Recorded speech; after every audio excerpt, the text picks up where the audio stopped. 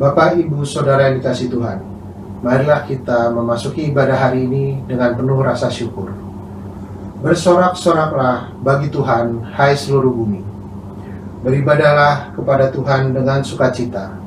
Datanglah ke hadapannya dengan sorak-sorai. Ketahuilah bahwa Tuhanlah Allah, Dialah yang menjadikan kita dan punya Dialah kita, umatnya dan kawanan domba gembalanya.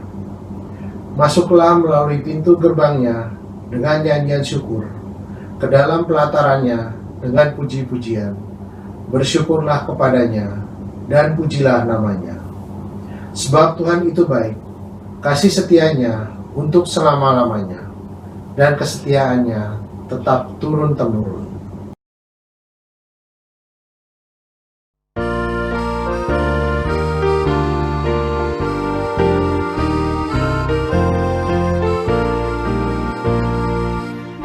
Bersyukurlah pada Tuhan, serukanlah namanya, bernyanyilah bagi Tuhan, mari bermazmuran. Pujilah Tuhan, hai jiwaku, pujilah namanya. Aku hendak bernyanyi seumur hidupku.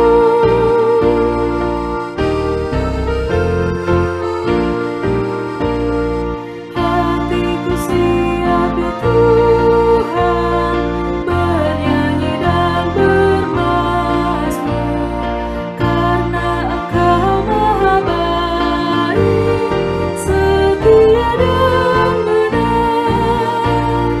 Pujilah Tuhan, hai jiwaku, pujilah namanya. Aku hendak bernyanyi seumur hidupku.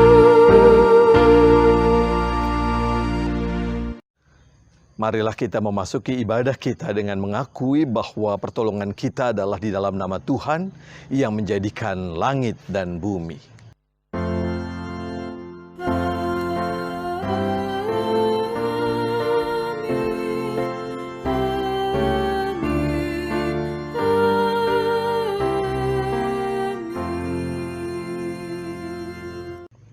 Kasih karunia dan damai sejahtera dari Allah Bapa dan Tuhan kita Yesus Kristus menyertai saudara sekalian.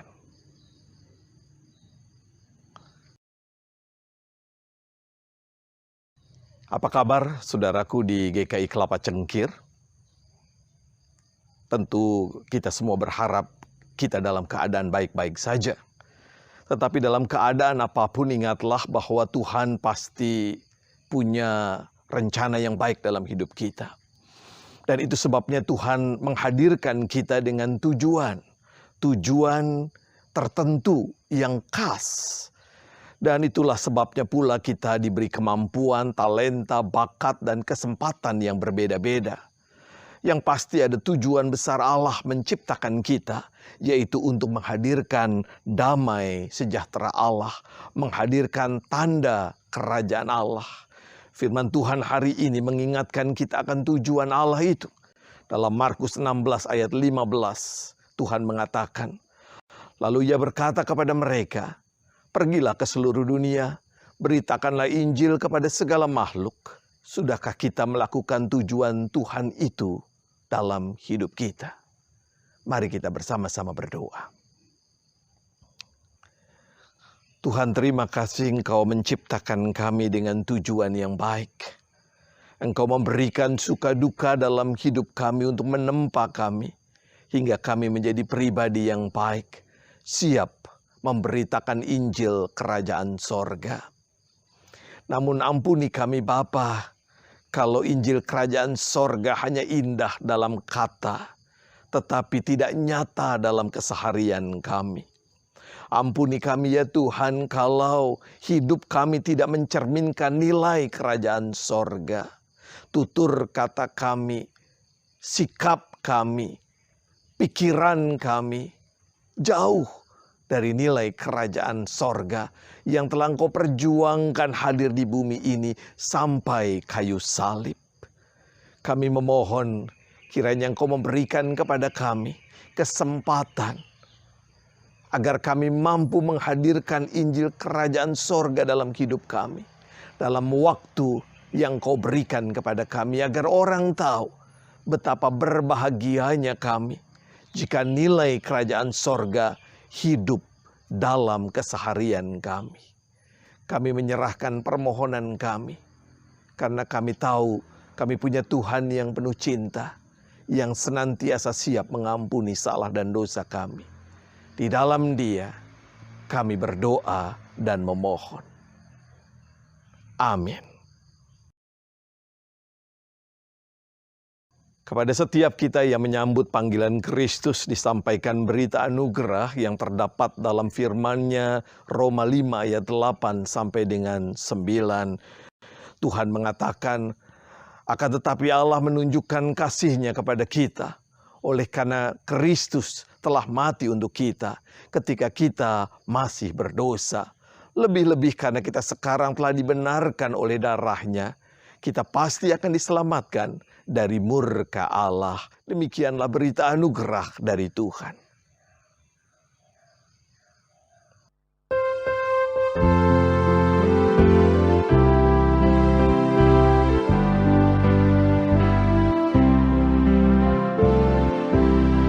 Agunglah kasih Allahku, tiada yang setaranya. Neraka dapat direngkuh, ketika pun tergapailah.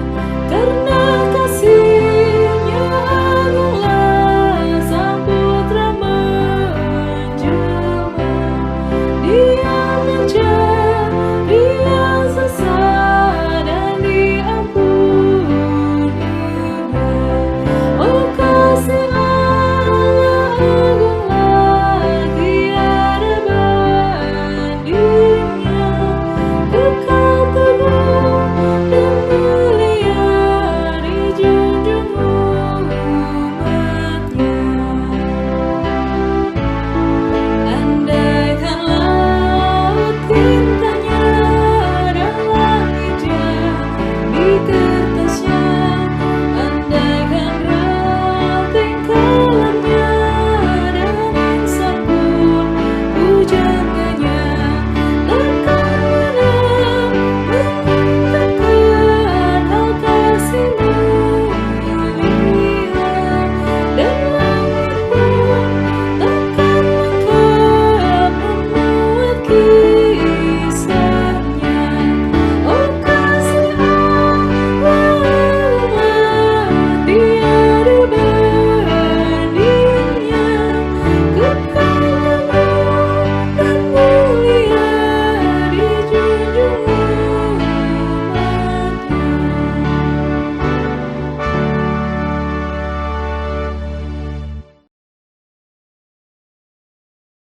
Mari kita mempersiapkan hati kita sebelum kita membaca merenungkan firman Tuhan, kita berdoa. Kami berdoa kepadamu ya Tuhan, yang tidak terikat pada ruang dan waktu. Ketika kami beribadah jauh dari perjumpaan fisik, kami tetap percaya Engkau hadir di tengah-tengah persekutuan kami, di tengah-tengah keluarga kami. Dan sapalah kami dengan firman-Mu, agar kami tetap menjalankan tugas panggilan kami sebagai murid Kristus yang menghadirkan Injil Kerajaan Sorga. Kami mau belajar dari firman-Mu, Roh Kudus tercurahlah atas kami. Pula hamba-Mu yang jauh dari benar ini, layakkan Ia agar Ia mampu menyampaikan apa yang benar, apa yang baik, apa yang kudus yang datang dari Tuhan. Kami siap ditegur, dibangun, diingatkan oleh sabda-Mu. Bersabdalah, kami murid-murid-Mu mau belajar dari sabda-Mu. Di dalam Kristus Sang Firman yang hidup, kami berdoa dan memohon. Amin. Firman Allah terambil dari Injil Matius pasal 9 ayat 35 sampai dengan pasal 10 ayat yang ke-8. Injil Matius pasal 9 ayat 35 sampai dengan pasal 10 ayat yang ke-8. Saya akan bacakan firman Tuhan ini untuk kita semua. Demikianlah Yesus berkeliling ke semua kota dan desa. Ia mengajar dalam rumah-rumah ibadat dan memberitakan Injil kerajaan sorga serta melenyapkan segala penyakit dan kelemahan. Melihat orang banyak itu tergeraklah hati Yesus oleh belas kasihan kepada mereka. Karena mereka lelah dan terlantar seperti domba yang tidak bergembala. Maka katanya kepada murid-muridnya, tuayan memang banyak tetapi pekerja sedikit. Karena itu mintalah kepada Tuhan yang empunya tuayan, supaya ia mengirimkan pekerja-pekerja untuk tuayan itu. Yesus memanggil ke-12 muridnya dan memberi kuasa kepada mereka untuk mengusir roh-roh jahat dan untuk melenyapkan segala penyakit dan segala kelemahan. Inilah nama ke-12 rasul itu. Pertama Simon yang disebut Petrus dan Andreas saudaranya, dan Yakobus anak Zebedius dan Yohanes saudaranya, Filipus dan Bartolomeus, Thomas dan Matius pemungut cukai, Yakobus anak Alfeus dan Tadeus, Simon orang Zelot dan Yudas Iskariot yang mengkhianati dia. Ke-12 murid itu diutus oleh Yesus dan ia berpesan kepada mereka, janganlah kamu menyimpang ke jalan bangsa lain atau masuk ke dalam kota Samaria, melainkan pergilah kepada domba-domba yang hilang dari umat Israel. Pergilah dan beritakanlah kerajaan sorga sudah dekat. Sembuhkanlah orang sakit, bangkitkanlah orang mati, tahirkanlah orang kusta, usirlah setan-setan. Kamu telah memperolehnya dengan cuma-cuma, karena itu berikanlah pula dengan cuma-cuma. Demikianlah pembacaan Injil Yesus Kristus. Berbahagialah orang yang mendengarkan dan yang memelihara firman Tuhan dalam hidupnya setiap hari. Haleluya.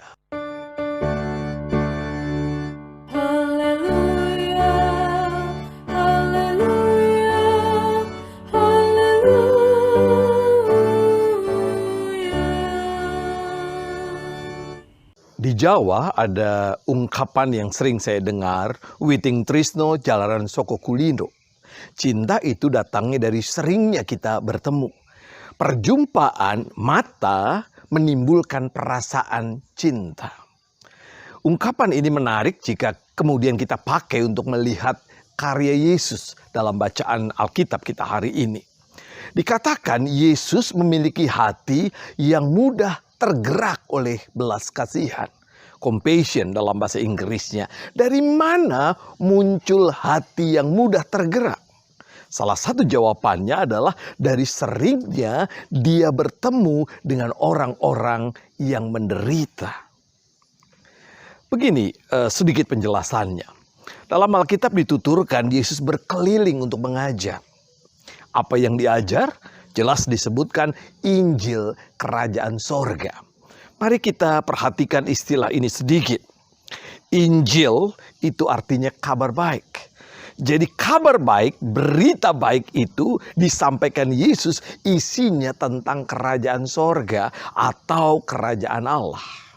Kerajaan sorga berarti kehidupan sorgawi meraja atau menguasai hidup kita. Kehidupan ketika Allah menjadi raja atau Allah menguasai hidup kita. Jadi hal yang paling penting atau hal yang paling sentral dalam kerajaan sorga adalah nilai-nilainya. Nilai apa? Bisa nilai kebenaran, keadilan, kasih, perdamaian, dan seterusnya. Nilai itu menyatu dalam diri Yesus. Itu sebabnya pemberitaannya tidak pernah berhenti pada kata, tidak sebatas verbal, tetapi kemudian berlanjut pada tindakan. Tindakan apa? Tindakan yang digerakkan oleh belas kasihan, tindakan yang dipenuhi dengan cinta. Dari mata apa yang dilihat Yesus timbullah belas kasih. Tindakan itu kemudian memulihkan dan menyembuhkan orang-orang yang menderita. Yesus mendatangi, Yesus mengunjungi orang-orang itu, dan perjumpaan itu menghadirkan compassion dalam diri Yesus. Ia melihat penderitaan orang-orang itu begitu luar biasa, sampai kemudian Yesus mengatakan mereka lelah dan terlantar seperti domba yang tidak bergembala. Bayangkan apa yang diungkapkan Yesus. Domba itu makhluk yang lemah. Itu sebabnya dia dibantu, dituntun oleh gembala. Kalau tidak ada gembala bagaimana? Lebih dari itu, domba itu makhluk yang lemah. Dan dikatakan dia terlantar. Alkitab Bahasa Indonesia masa kini menyebutkan domba itu kebingungan dan tidak berdaya. Coba kita membayangkan sedikit.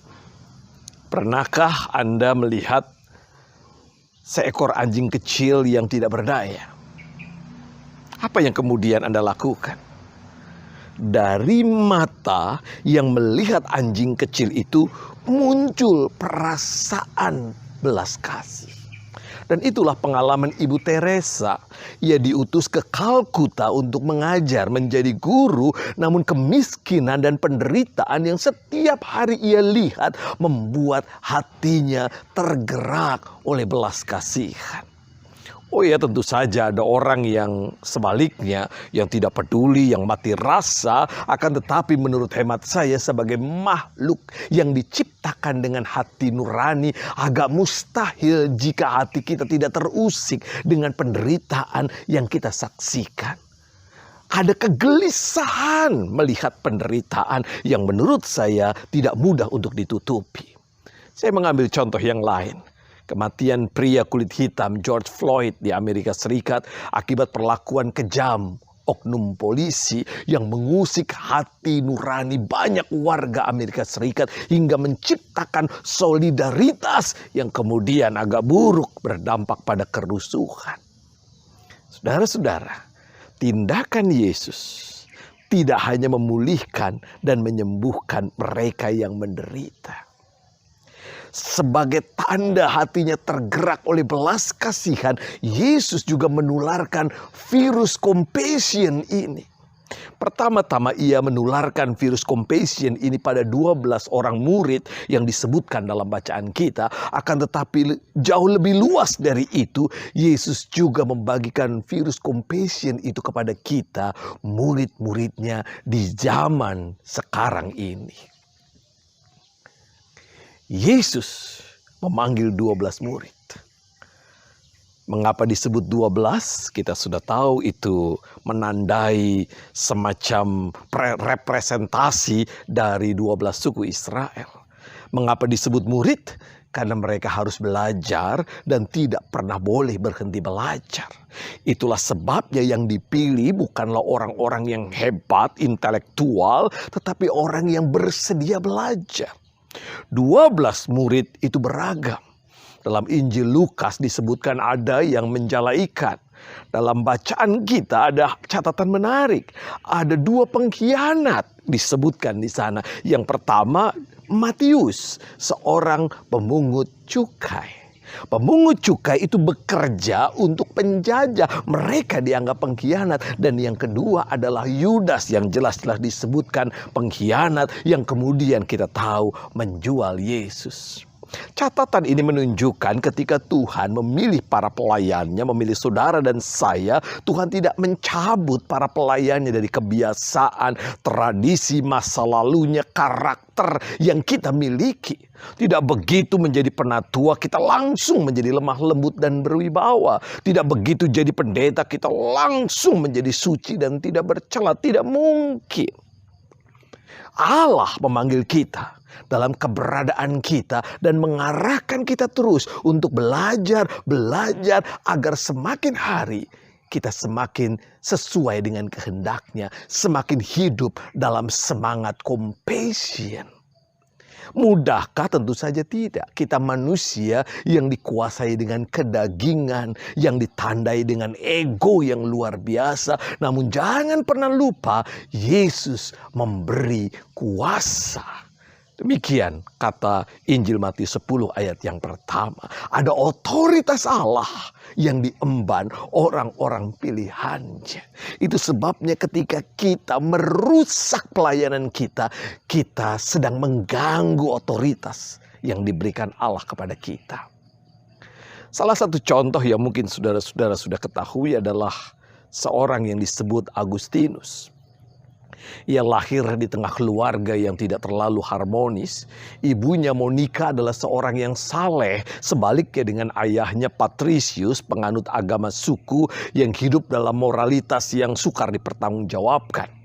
Walaupun pada akhirnya sang ayah bertobat dan menjadi Kristen. Masa kecil, masa muda Agustinus diisi dengan hawa nafsu dan ambisi-ambisi yang tidak mampu ia kuasai. Hingga pada usia 17 tahun, ia telah kumpul kebo dan punya seorang anak yang dinamakan Deodatus. Ia juga ikut aliran-aliran yang dilarang oleh gereja, hidup sesuai dengan apa yang diinginkannya, sampai kemudian Tuhan memanggilnya. Ia bertobat dan melayani Tuhan, menjadi tokoh gereja yang berpengaruh, tidak pernah berhenti belajar, hingga kemudian ia diberi gelar santo. Saudara-saudara, siapapun kita bisa dipilih oleh Allah. Sekalipun kita punya latar belakang yang tidak terlalu baik. Tetapi kalau kita bersedia belajar, diubah oleh Tuhan, Tuhan bersedia memakai saudara dan saya. Dikatakan kemudian tugas para murid itu dimulai dari lingkaran yang dekat. Kata Yesus, pergilah kepada domba-domba yang hilang dari umat Israel. Tetapi ingat baik, tugas mereka tidak hanya berhenti di situ. Dalam Matius 28 ayat 19 yang sering disebut amanat agung, padahal seluruh Alkitab isinya amanat agung, bukan hanya itu. Mereka kemudian disuruh untuk pergi keluar. Jadi tugas ini semacam pembelajaran awal yang kemudian makin lama makin luar biasa hingga mereka dapat mengabarkan Injil Kerajaan Sorga di tengah dunia ini. Isi tugasnya sederhana, memberitakan Injil Kerajaan Sorga. Tetapi melakukannya bukan hal yang sederhana. Itu sebabnya mereka diminta meniru apa yang Yesus lakukan. Mereka diajar untuk menjadikan Yesus sebagai fokus karya pelayanan mereka. Karya pelayanan itu kemudian dirinci dalam Matius 10 ayat yang ke-8. Dan yang menarik kalau kita kaji dari sudut pandang seorang yang bernama William Barclay. Ia mengatakan rincian tugas pelayanan itu yang pertama adalah menyembuhkan orang sakit. Menyembuhkan orang sakit itu bermakna menguatkan yang lemah. Kita mungkin tidak punya karunia menyembuhkan orang sakit, tetapi tugas kita adalah menguatkan yang lemah. Lalu yang kedua, membangkitkan orang mati. Barclay mengatakan mati hati nurani, mati karena kuasa dosa. Itu berarti membangkitkan orang mati bermakna memulihkan hubungan dengan Bapa, mengembalikan orang pada jalan yang sesungguhnya, jalan yang benar. Yang ketiga, menahirkan orang kusta. Orang kusta adalah orang yang dianggap najis, dipinggirkan. Itu sebabnya menahirkan orang kusta bermakna merangkul mereka yang dianggap kotor, najis, dan tidak berarti. Lalu yang keempat, mengusir setan-setan. Itu bermakna melawan kuasa jahat yang menguasai hidup manusia. Bukankah kalau keadaan semacam itu, keadaan dalam rincian itu kita rasakan saat ini? Orang yang lemah, orang yang mati hati nurani, orang yang dianggap najis, orang yang dikuasai iblis, kita bisa menemukannya merajalela sampai saat ini. Apalagi di tengah pandemi ini kita makin melihat apa yang menjadi tugas pelayanan yang diberikan Yesus kepada 12 muridnya. Kita menemukan orang-orang yang lemah. Oleh karena COVID-19 banyak orang yang lemah secara fisik. terkena virus, masuk ke rumah sakit. Kita menemukan orang yang lemah secara ekonomi oleh karena gaji berkurang, perusahaan bangkrut. Kita menemukan orang yang mati hati nurani, yang tidak peduli, yang tidak berempati. Kita menemukan orang-orang yang diasingkan, dianggap najis, kelompok yang berbeda suku agama, mereka yang dianggap berbeda disabilitas dan lain sebagainya. Lalu kita menemukan orang-orang yang dikuasai iblis, yang hidupnya dipenuhi dengan keserakahan. Betapa dibutuhkan para murid yang melakukan tugas-tugas seperti yang Yesus katakan di sini saat ini. Itu sebabnya Yesus bersabda, tuaian memang banyak, tetapi pekerja sedikit. Mungkin kita mengatakan, oh saya sudah Kristen. Tetapi saya mau mengatakan, Kristen tidak bermakna pekerja.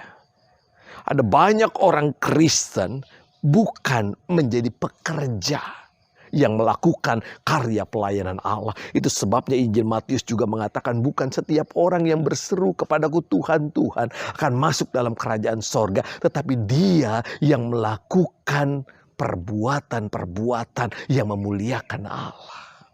Pekerja adalah orang yang melakukan kehendak Allah, melakukan perbuatan-perbuatan Allah. Dan itulah panggilan saudara dan saya di tengah-tengah keadaan sekarang ini. Kalimat Yesus pada bagian terakhir menarik untuk kita perhatikan. Yesus mengatakan, kamu telah memperolehnya dengan cuma-cuma. Karena itu berikanlah dengan cuma-cuma. Menjadi murid, dipilih menjadi murid tidak pakai pembayaran uang pendaftaran.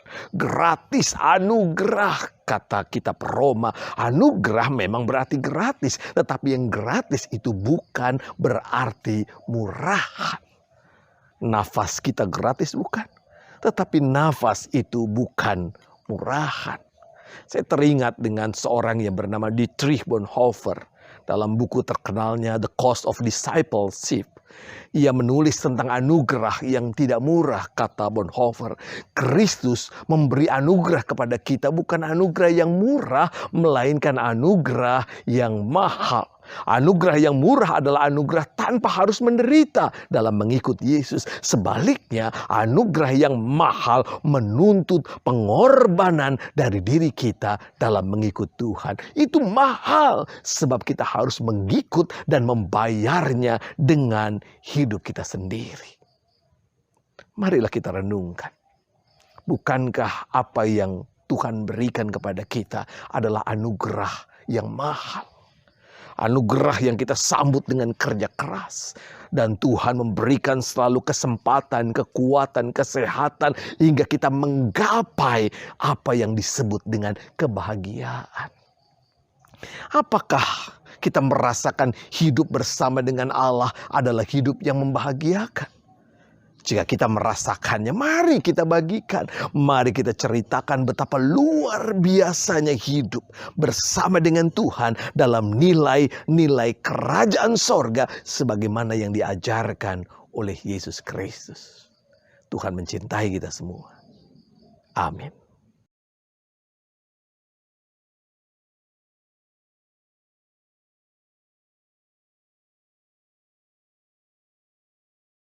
Marilah dengan umat Allah di masa lalu, masa kini, dan masa depan mengingat pengakuan pada baptisan kita menurut pengakuan iman rasuli demikian. Aku percaya kepada Allah, Bapa yang Maha Kuasa, Khalik langit dan bumi, dan kepada Yesus Kristus, Anaknya yang tunggal Tuhan kita, yang dikandung daripada Roh Kudus, lahir dari anak darah Maria, yang menderita sengsara di bawah pemerintahan Pontius Pilatus, disalibkan, mati dan dikuburkan, turun ke dalam kerajaan maut. Pada hari yang ketiga, bangkit pula dari antara orang mati, naik ke surga, duduk di sebelah kanan Allah, Bapa yang Maha Kuasa, dan dari sana ia akan datang untuk menghakimi orang yang hidup dan yang mati. Aku percaya kepada Roh Kudus, gereja yang kudus dan am, persekutuan orang kudus, pengampunan dosa, kebangkitan orang mati, dan hidup yang kekal. Amin.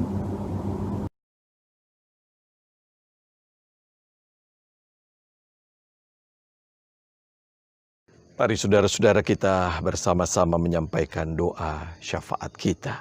Mari kita berdoa. Tuhan, terima kasih untuk anugerah-Mu yang luar biasa dalam hidup kami. Untuk keselamatan, untuk karya-karya ajaib, untuk kebaikan Tuhan yang kami rasakan hingga saat ini. Ajari kami berbagi kebahagiaan, hidup bersama dengan Kristus, hidup dalam nilai-nilai kerajaan sorga, di tengah-tengah dunia yang tidak mudah, di tengah dunia yang penuh dengan kesesakan. Tolonglah kami, agar kami berbagi cinta Tuhan, merasakan dan berbagi compassion Allah pada dunia ini. Tuhan, kami mau berdoa, kiranya kebahagiaan, sukacita yang datang dari Tuhan boleh hadir di tengah keluarga kami, di tengah umat-Mu di jemaat GKI Kelapa Cengkir khususnya, juga dalam kehidupan bermasyarakat. Kiranya nilai kerajaan sorga boleh hadir dalam lingkup di mana kami ada dan berkarya. Kami mau berdoa buat keluarga kami. Kiranya Tuhan memberkati agar keluarga kami di tengah isolasi ini boleh merasakan kebahagiaan.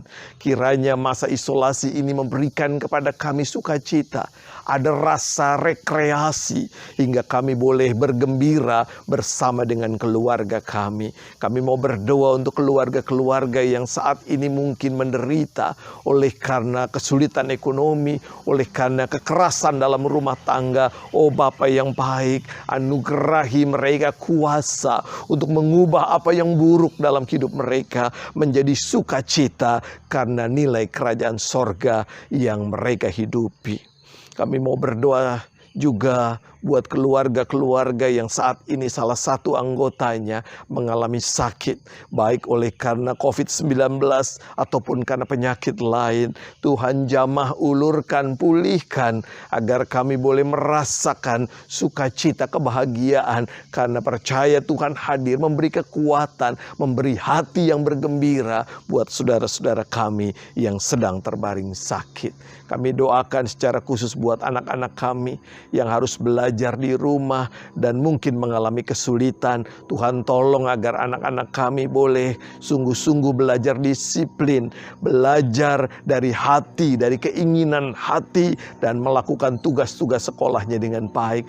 Kami doakan kami yang harus bekerja di rumah, kiranya kami juga boleh mengerjakan tugas tanggung jawab kami dengan baik, dan kami tetap bisa melaksanakannya dengan optimal, karena kami percaya Tuhan menganugerahkan kami dengan kemampuan yang luar biasa.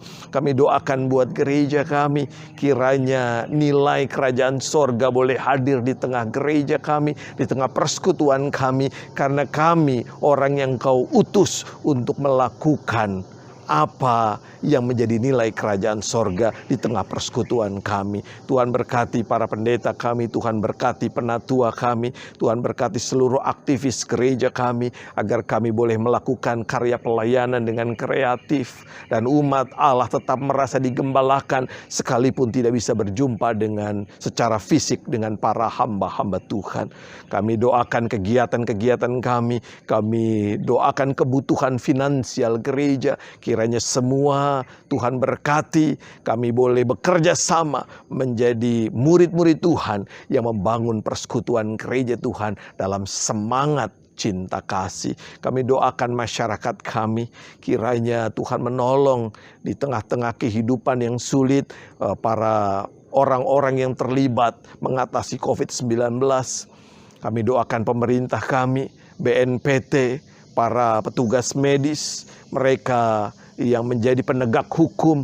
Tuhan berkati agar seluruh karya dan kerja keras saudara-saudara kami ini boleh menghasilkan apa yang baik buat Indonesia, buat kehidupan masyarakat. Kami doakan toko-toko, perusahaan-perusahaan yang saat ini tutup atau berkurang omsetnya. Tuhan berkati agar krisis karena COVID-19 ini tidak berkelanjutan menjadi krisis ekonomi yang menghancurkan hidup bersama kami.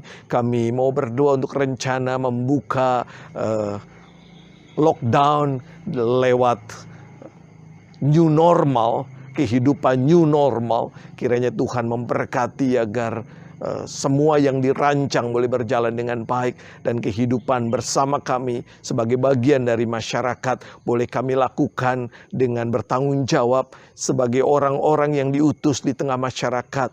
Berikan kami ketaatan. Kami doakan juga untuk dunia kami. Kami memohon kiranya para ahli di dunia ini boleh segera menemukan obat atau vaksin bagi COVID-19, hingga dunia kami boleh menjadi dunia yang normal kembali. Kami doakan secara khusus kehidupan di Amerika Serikat yang saat ini rusuh karena persoalan rasial. Kiranya Tuhan memberkati agar semua boleh berlalu dan dunia ini boleh kami hidupi dalam kebaikan, dalam kenyamanan. Kami doakan kiranya kami mampu menjadi bagian dari tangan Tuhan yang merawat bumi ini. Inilah doa kami yang jauh dari sempurna, yang kami panjatkan karena kami hanya mengenal Tuhan yang baik, jalan kebenaran dan hidup di dalam Yesus Kristus, Tuhan yang setia. Amin. Persembahan diambil dari Nas 1 Tawarikh 29 ayat 9.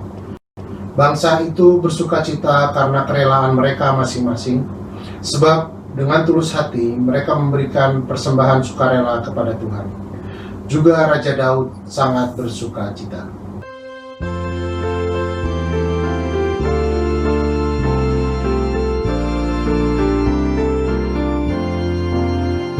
Selama bumi didiami, berbunga terus berbuah baik.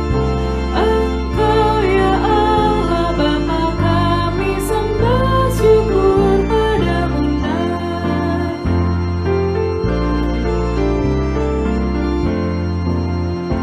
Patut sujud segala makhluk yang hidup dari tangan-Mu. Ya Bapa, oleh hadirat-Mu harapan anak-Mu teguh.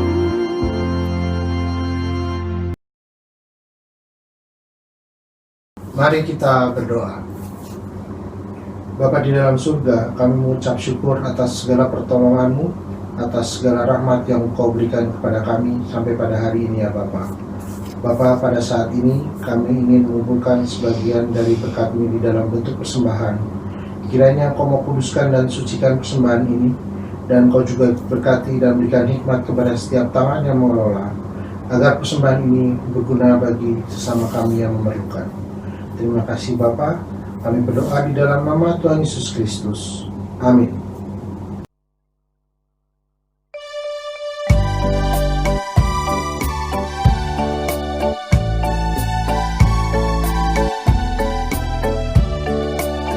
Mari sebarkan Injil ke seluruh dunia.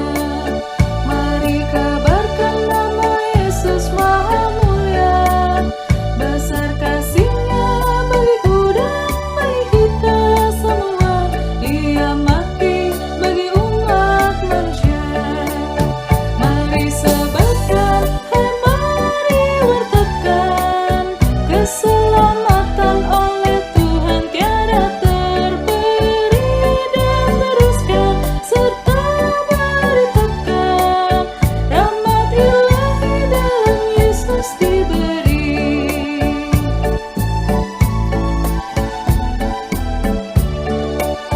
Bukalah hatimu, mari terima Dia. Buanglah congkakmu dan tetaplah percaya. Dekaplah Yesus Tuhanmu agar hidupmu berseri. Segala puji bagi Tuhan diberi. Mari sebarkan, hai mari wartakan keselamatan oleh Tuhan tiada terberi, dan teruskan serta beritakan rahmat ilahi dalam Yesus diberi.